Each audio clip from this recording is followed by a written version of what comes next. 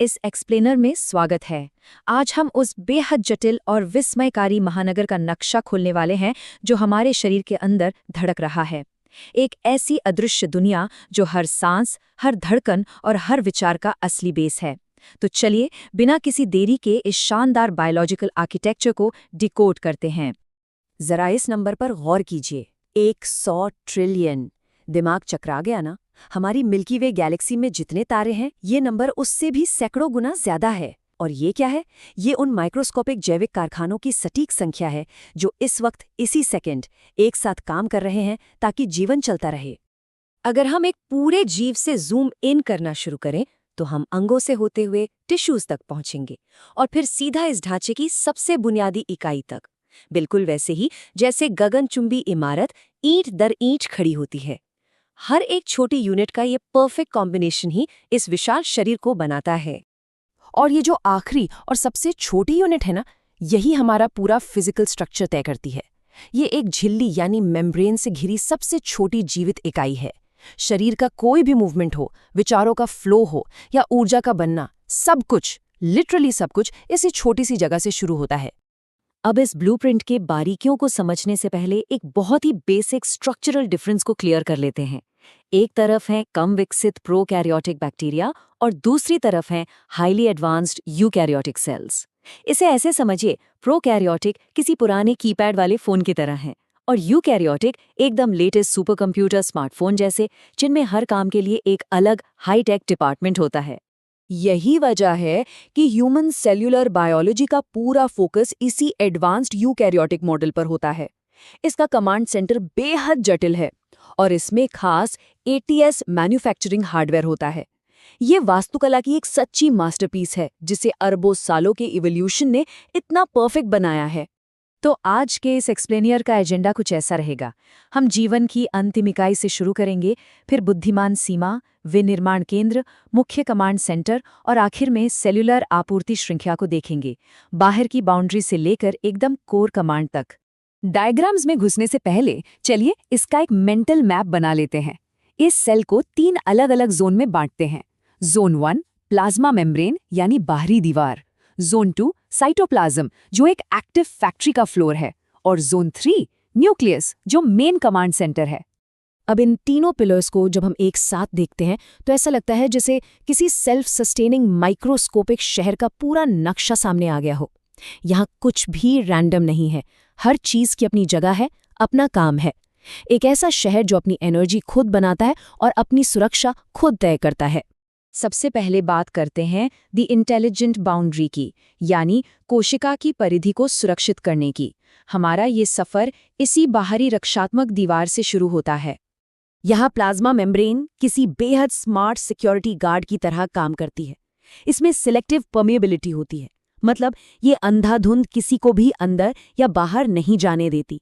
कौन सा न्यूट्रिएंट अंदर आएगा और कौन सा वेस्ट बाहर जाएगा, ये सब यही तय करती है। ये एक 24x एक्टिव सिक्योरिटी सिस्टम है। सिंगर और निकलसन का खोजा हुआ ये फ्लूइड मोज़ेक मॉडल इसकी शानदार इंजीनियरिंग को दिखाता है। इसमें फॉस्फोलिपिड की डबल लेयर होती है जिसमें ट्रांसपोर्ट के लिए खोखले ट्रांसमेम्ब्रेन चैनल लगे होते हैं। ये कोई ईंट पत्थर की दीवार नहीं है, बल्कि एक डायनामिक लेयर है, जैसे समुद्र में तैरते हुए पहेली के टुकड़े जो जरूरत के हिसाब से अपनी जगह तो बदलते हैं पर दीवार को कभी टूटने नहीं देते। अब आते हैं द मैन्युफैक्चरिंग हब पर, यानी उस हलचल भरे कारखाने के फर्श में प्रवेश। उस स्मार्ट बाउंड्री को पार करते ही हम सीधा एक बेहद एक्टिव फैक्ट्री फ्लोर पर आ जाते हैं। यहाँ जो पूरा वर्किंग एरिया है उसे साइटोप्लाज्म कहते हैं। इसमें साइटोसॉल नाम का एक लिक्विड मैट्रिक्स भरा होता है और ये कोई खाली कमरा नहीं है, ये बहुत ही बिजी एनवायरनमेंट है जहाँ इस लिक्विड में खास ऑर्गेनेल मशीनें तैरती रहती हैं।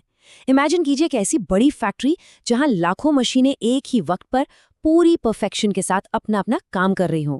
यहाँ प्रोटीन बनाने वाले राइबोसोम का मैथ्स सच में बहुत दिलचस्प है। जब 40S और 60S सब यूनिट रफ एंडोप्लाज्मिक रेटिक्यूलम पर एक दूसरे में फिट होते हैं तो उनका टोटल 100 नहीं बल्कि 80S होता है ना? कमाल का ओवरलैप। यही एंडोप्लाज्मिक रेटिक्यूलम दरअसल वो मेन असेंबली लाइन है जहां जीवन के सबसे अहम बिल्डिंग ब्लॉक्स यानी प्रोटीन तैयार होते हैं।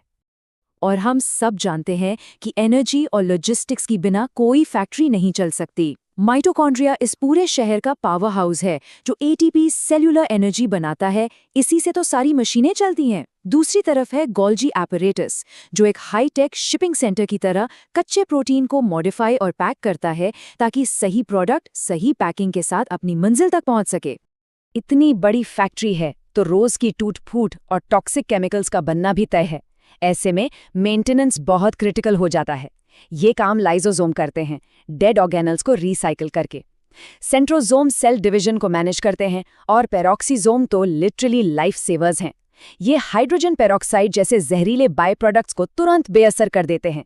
अगर ये 1 सेकंड की भी देरी कर दें तो पूरा सेल नष्ट हो सकता है। चलिए अब चलते हैं द कोर कमांड सेंटर की ओर और जेनेटिक वॉल्ट को खोलते हैं। फैक्ट्री के शोर शराबे से दूर अब हम उस हाई सिक्योरिटी जोन में आ गए हैं जहां से सारे ऑपरेशंस कंट्रोल होते हैं। इस न्यूक्लियस को दुनिया से अलग थलग रखने के लिए एक डबल लेयर वाली मेम्ब्रेन होती है, और ये डबल प्रोटेक्शन जरूरी भी है क्योंकि इसके अंदर इंसान के शरीर का सबसे कीमती डेटा सुरक्षित है। ये आवरण क्रोमैटिन और जेनेटिक मटेरियल के एक्सचेंज को कंट्रोल करने के लिए सिर्फ बेहद छोटे और सुरक्षित छिद्रों का इस्तेमाल करता है, एकदम स्ट्रिक्ट सिक्योरिटी। तो बात यह है कि यही मास्टर कंट्रोलर हर एक फिजिकल मूवमेंट और ग्रोथ के हर फेज को डायरेक्ट करता है। और सबसे ज़रूरी बात, ये रिप्रोडक्शन के दौरान हमारे हेरिडिटरी ब्लूप्रिंट को बिना किसी गलती के आगे की पीढ़ियों तक पहुंचाता है। सेल को कब डिवाइड होना है, कैसे बिहेव करना है, सब कुछ यहीं से तय होता है। यही तो लाइफ का असली ब्रेन है। अब बात करते हैं दिस सेल्यूलर सप्लाई चेन की, जहां इस ब्लूप्रिंट को अमल में लाया जाता है। थ्योरी तो समझ ली, अब देखते हैं कि ये सारे स्ट्रक्चर्स मिलकर किसी कॉम्प्लेक्स बायोलॉजिकल मैन्युफैक्चरिंग को प्रैक्टिकली कैसे अंजाम देते हैं। ये सप्लाई चेन बहुत ही एलिगेंट 4 स्टेप्स में काम करती है। स्टेप 1, न्यूक्लियस से मास्ट इंस्ट्रक्शन आता है। स्टेप 2, एंडोप्लाज्मिक रेटिक्यूलम और राइबोसोम कच्चे प्रोटीन को बनाते हैं। स्टेप 3, गोल्जी एपरेटिस में उसे मॉडिफाई और पैक किया जाता है। और स्टेप 4, प्लाज्मा मेम्ब्रेन के जरिए उसे शरीर में एक्सपोर्ट कर दिया जाता है, जोन 3 से शुरू होकर जोन 1 के बाहर तक। एकदम सीमलेस लॉजिस्टिक्स। इस तरह ये पूरा पाथवे एक कच्चे प्रोटीन की जर्नी को ट्रैक करता है। क्रोमैटिन में छिपे एक जेनेटिक इंस्ट्रक्शन से लेकर एक सीलबंद पैकेट बनकर दीवार से बाहर निकलने तक, आर्किटेक्चर, मशीनरी और इंटेलिजेंस का ऐसा परफेक्ट कॉम्बिनेशन शायद ही कहीं और देखने को मिले। बिना किसी ब्रेक के लगातार चलने वाला प्रोसेस। ह्यूमन फिजियोलॉजी को गहराई से समझने का मतलब ही इस माइक्रोस्कोपिक बेस को समझना है। एक ऐसा स्ट्रक्चर जो स्मार्ट बाउंड्री, स्पेशल मशीनरी और एक सेंट्रलाइज्ड कमांड के बीच गजब का बैलेंस बनाता है। वो 100 ट्रिलियन सेल्स का नेटवर्क जिसकी हमने शुरुआत में बात की थी, वही तो एक साथ मिलकर हमें एक जीता जागता, सोचने समझने वाला इंसान बनाता है। सच में ये नेचर का सबसे बड़ा मास्टरपीस है। तो अंत में सोचने वाली बात यह है कि अगर सिर्फ एक बेसिक यूनिट के अंदर इतनी विशाल, इतनी ऑर्गेनाइज्ड और परफेक्ट दुनिया बसी है, तो ह्यूमन बायोलॉजी के गहराइयों में अभी और कितने ऐसे रहस्य होंगे जिन्हें खोज